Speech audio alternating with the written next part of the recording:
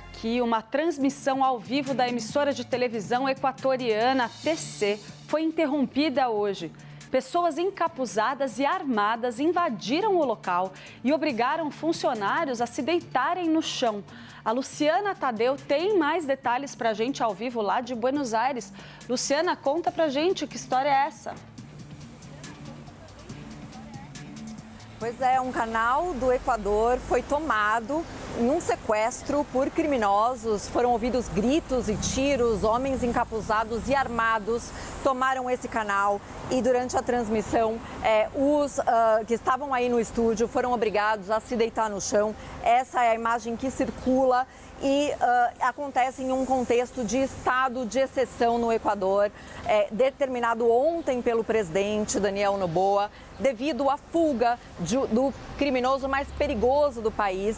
Durante o fim de semana, ele determinou esse estado de exceção e parece que a presença militar nas ruas e nos presídios, após ele determinar esse estado de exceção, que inclui inclusive um toque de recolher noturno, não é suficiente para manter o controle dessa crise de segurança que o Equador está atravessando, uma crise muito grave. Inclusive, pelo menos 7 policiais foram sequestrados desde o início desse estado de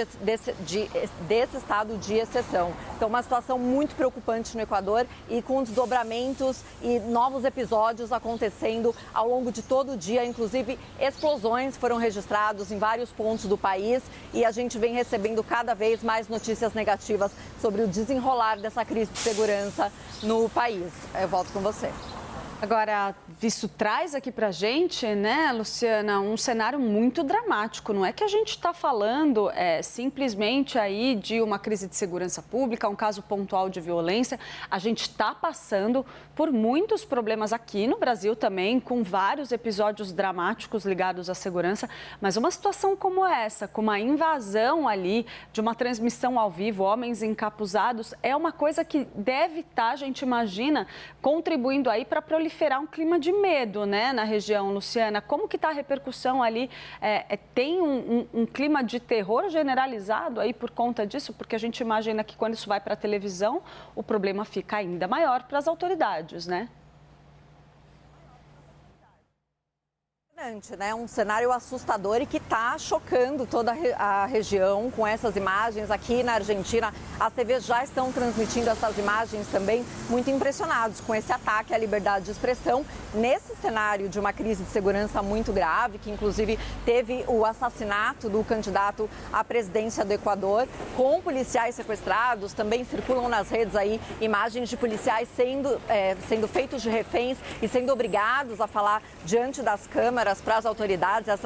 Esses vídeos, eles estão circulando, porém não foram confirmados pela polícia. O que sim a gente tem a confirmação é de 7 policiais sequestrados até agora, apesar dessa forte presença militar nas ruas devido a esse estado de exceção decretado pelo presidente do Equador após a fuga desse prisioneiro, que é considerado o mais perigoso do país e que é membro de uma gangue de narcotraficantes e que estava preso desde 2011 por acusações de assassinato, narcotráfico e crime organizado.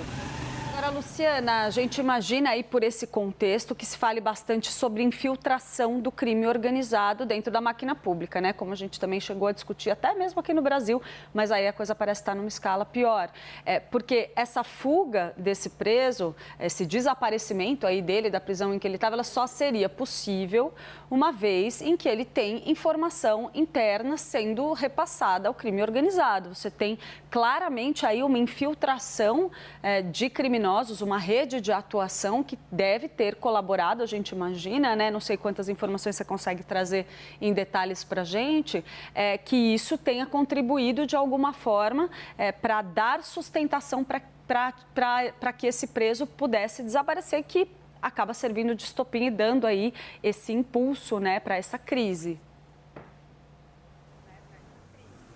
As autoridades equatorianas estão atuando com muito hermetismo quanto à fuga desse prisioneiro, porém esse estado de exceção foi decretado para facilitar a procura dele, do qual ainda não tem rastro, não se sabe o paradeiro desse criminoso. Mas, segundo a imprensa local, as autoridades trabalham sim com a hipótese de que tenha havido cumplicidade de agentes penitenciários na fuga dele.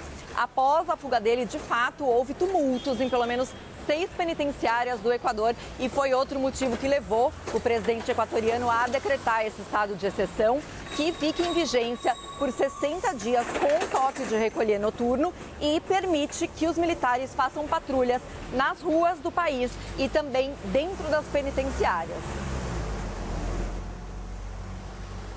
Obrigada, Luciana. Luciana, qualquer informação que você tenha adicional aí a respeito desse tema, traz pra gente, então. A gente segue acompanhando tudo.